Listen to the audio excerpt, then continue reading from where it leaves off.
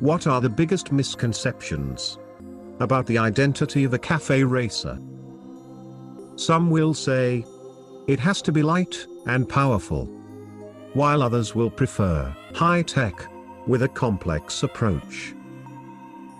The truth is, none of these approaches is right or wrong. Any of them are perfectly valid, as long as they are applied to the right motorcycle.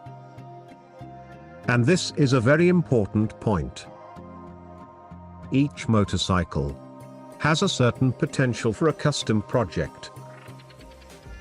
The hardest part is figuring out the right approach. In other words, it is to find the right path to reach the perfect, balanced, and cool motorcycle.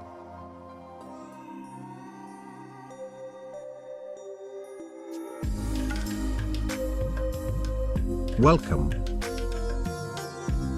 to Racer TV. Among all custom projects ever built, this is one of those about which we can immediately say, I love it. So simple, and yet so beautiful. This Honda makes us think, why didn't I think about something so simple? Maybe because it is not as simple as it seems. What if I told you, this Honda's transformation began in 1999? It sounds weird, but it is true. I will tell you everything in a minute. This awesome Honda CB750 is now very comfortable inside the builder's house. And here he is, Andi Miergauer, owner of Meister Miergauer in Germany. Although he is more of a car enthusiast, Andi always had a strong desire to build this Honda.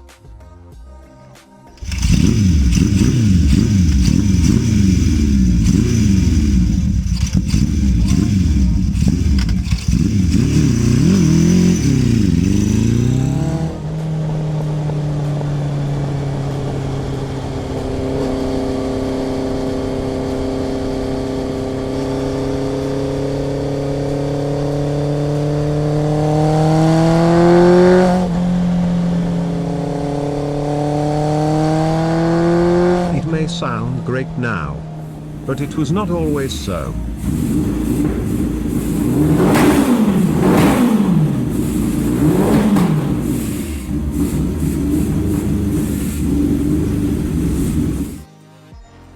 This is what may happen when we are dealing with old motorcycles.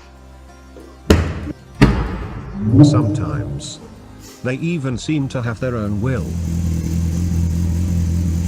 But that is also part of the thrill.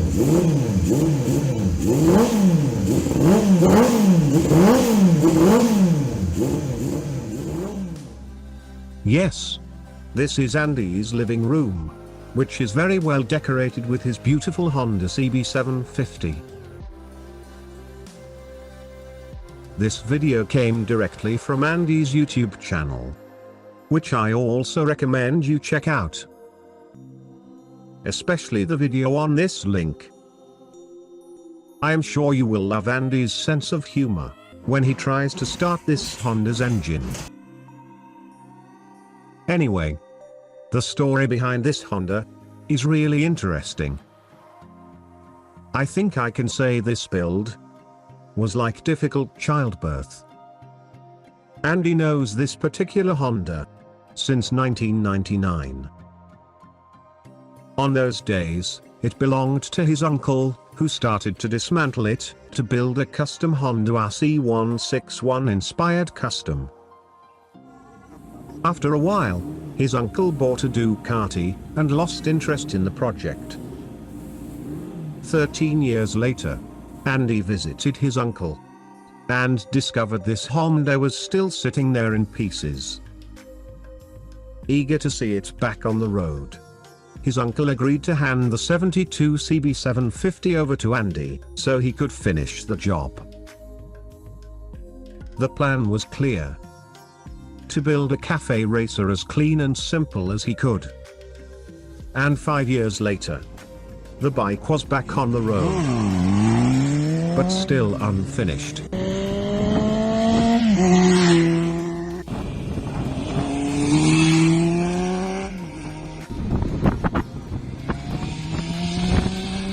The first time I saw these images, I could not believe it was the same project.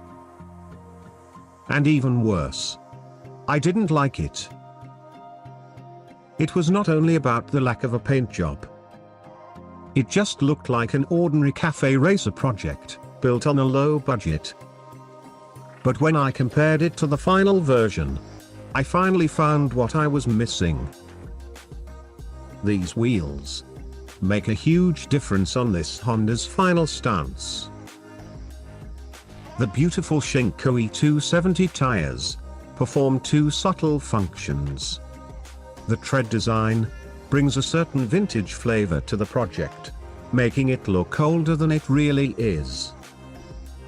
And the high side profile, which increases the wheel's diameter, creates the illusion that the engine is smaller. But there is more. Andy was very clever, choosing these alloy wheel rims. They are usually known as Borrani style rims. Aesthetically, the main difference to the conventional steel chrome rims is this higher side profile wall. And when he painted the rims black, he made the tire profile seem even taller. All these small choices make all the difference, because it makes everything very well proportioned and beautiful. While you may think this project is quite simple, in reality, there are tons of details that required a lot of work. One of Andy's goals was to build everything he could by hand. You can see it just looking at the engine. But inside, things are even more impressive. The engine was upgraded with bigger pistons and a performance camshaft. This awesome oil tank is probably the piece that Andy is most proud of. It is completely handmade, which forced Andy to work for more than a month, just to learn by himself how to mold and weld aluminium. But it was worth it, because this is definitely one of the coolest oil tanks I have ever seen. Andy also tried several different items, just like this fuel tank from a Honda CB360. But he realized it was not big enough for this Honda. And so he finally found the perfect tank from a newer version.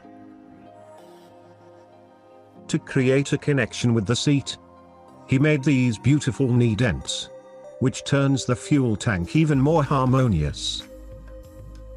The tail light is also a very interesting choice. Something of a family memento. He found it in his attic, and it came from a Mercedes truck from the 60s that belonged to Andy's grandfather. Another detail most of you probably hadn't noticed is the front brake. To create this clean atmosphere, Andy used a BMW brake pump and hid it under the fuel tank. Simple, but very effective. Remember a moment ago when I said this build was like a difficult childbirth? Well, it really was. Andy had two very bad moments, which almost forced him to give up the project. As you can see, this Honda escaped from a fire that nearly destroyed all the work done so far. And when the project was 90% complete, it fell on the floor from Andy's central bike stand.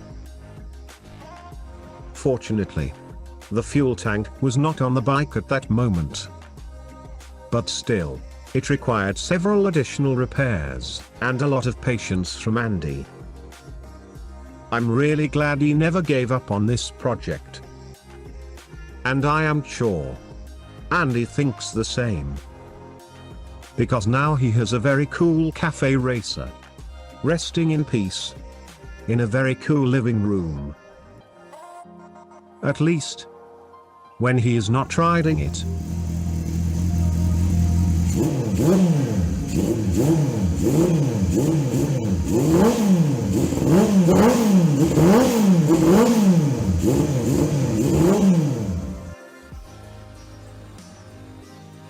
Thank you for watching Racer TV.